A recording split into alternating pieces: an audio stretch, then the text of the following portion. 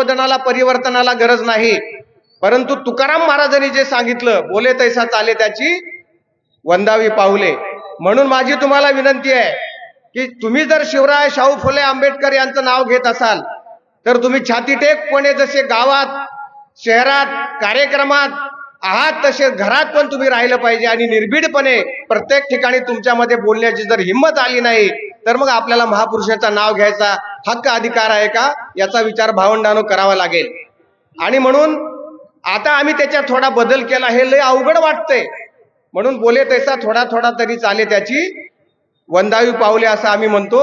आणि आता अशी परिस्थिती आलेली आहे की बोले तैसा थोडाही न चाले त्याची तोडावी पावले असं म्हणायचा प्रसंग आता आलेला आहे. तुकाराम महाराजांची माफी मागून आपल्याला हिंसेकडे जायचं जरी नसलं तर जेव्हा बाबासाहेब आंबेडकरांना बौद्ध धर्माचं प्रकटन केल्यानंतर प्रश्न विचारला की बाबासाहेब तुम्ही तर आता अहिंसावादी झाले आणि आता या अहिंसेनं कसं काय ही लढाई तुम्हाला लढता येईल, तेव्हा बाबासाहेब म्हणाले मी अहिंसावादी जरी झालो असलो तर बुद्धाची अहिंसा तुम्हाला प्रश्न विचारणाऱ्याला समजली नाही.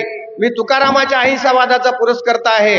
आणि तुकाराम महाराजांनी सांगितलं दया तिचे नाव भूतांचे पालन अनिक निर्दालन कंटकांचे.